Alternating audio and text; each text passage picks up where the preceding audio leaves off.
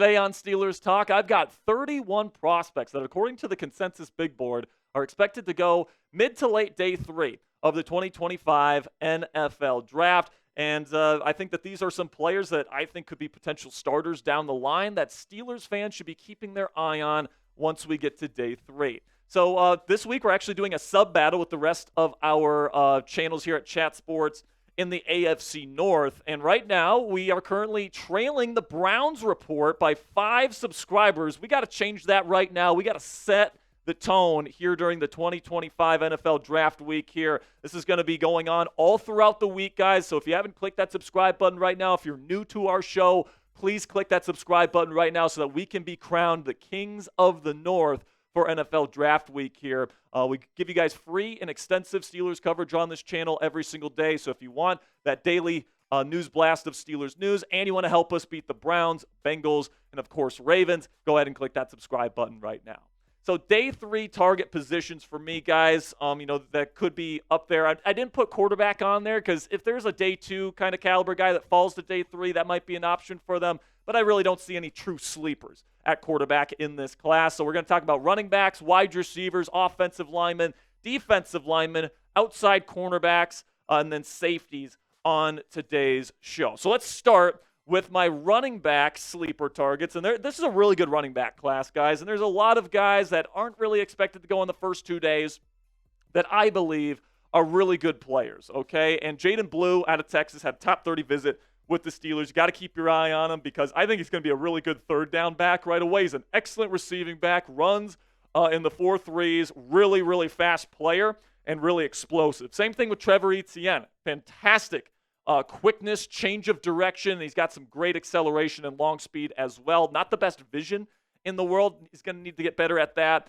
but he's a player to keep your eye on if the Steelers are looking for a third down back to pair with Jalen Warren. Jordan James reminds me a lot of Kyron Williams, who plays for the Los Angeles Rams. Smaller running back, but really good in the outside zone type of stuff that the Rams and, of course, the Steelers like to run. So Jordan James is somebody you got to keep your eye on. Kyle Monagai, I'm just absolutely butchered that right there. 192nd on the big board here. When you watch this guy on film, guys, he's not the fastest guy in the world. He ran a 4.6, but he's got incredible machine gun feet, great foot quickness, change of direction. He's got phenomenal vision as well. So I think that, his ceiling is a bit capped and limited, which is why he's probably going to go on day 3. But I think that he can be a contributor in a rotation at the NFL level on day 1. Jarquez Hunter, if you're looking for a little bit more explosiveness, Hunter's got incredible long speed and acceleration. Once he finds a gap, he can absolutely explode through there and hit some big-time plays. So watch out for the Auburn running back, Taj Brooks out of Texas Tech, really productive there with the Red Raiders. Ja'Cory Krosky-Merritt has been somebody that I watched personally at the Shrine Bowl this year. He was the MVP of the game. He had a phenomenal week of practice. I think he's pretty well-rounded. And Lan Larison out of UC Davis, absolute stud for UC Davis last year. Can play wide receiver as well. He has some incredible one-handed catches on his film. Fantastic acceleration. He just looks like he's playing at a different speed compared to the guys he was playing with there at UC Davis. Then we can shift over to the wide receivers to keep your eye on here, according to the consensus big board. Kobe Hudson out of UCF, not going to blow you away in terms of the testing numbers, which is why he's kind of staying down there in the day 3 category here. But I think he's got some of the best route running in this entire class. He's so technically refined. He reads leverage so well. And I think that he's going to be able to create separation and get open even vertically down the field at the NFL level, even though he's not necessarily super fast or there's nothing really about his physical profile that wows you. His technical refinement, I think he's just a damn good football player and route runner. And if you're looking for somebody that can come in and consistently separate, I think Hudson's going to be able to do that for you.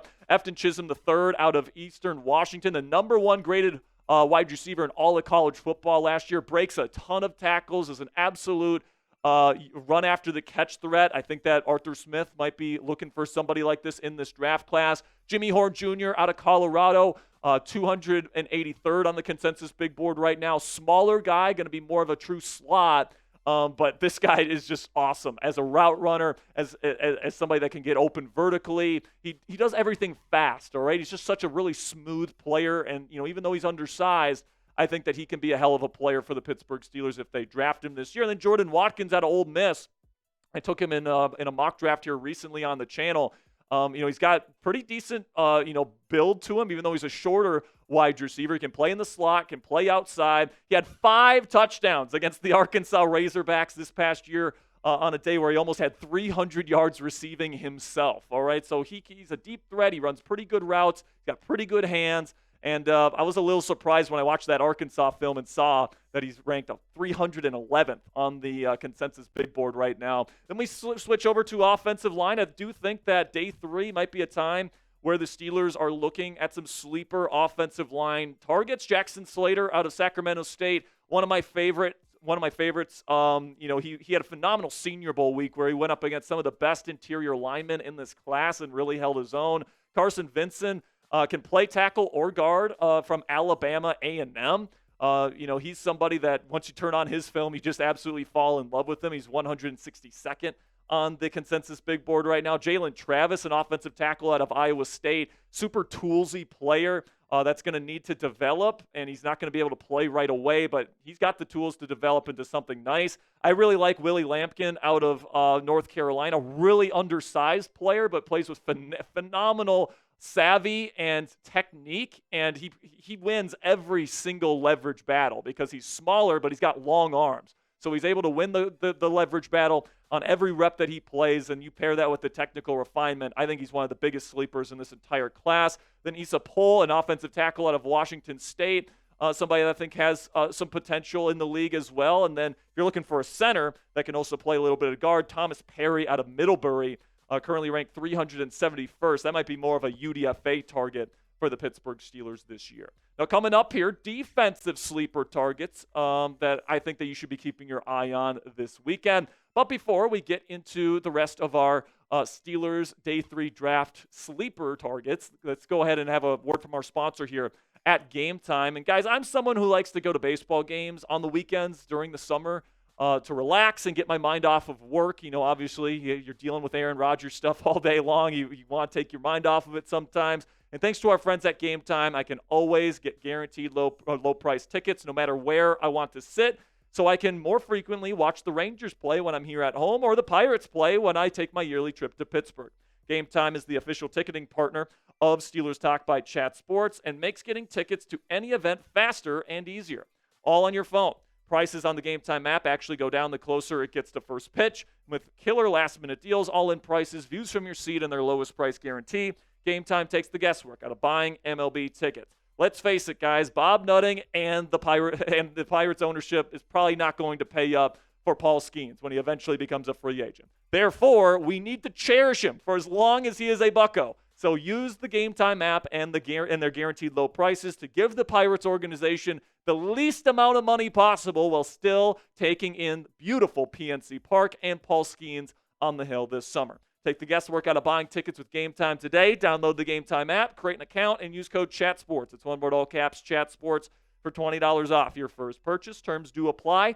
Again, create an account and redeem code CHATSPORTS. It's one word, all caps, CHATSPORTS. It's at the bottom of your screen right now. That's CHATSPORTS for $20 off that first purchase. Download the GameTime app today.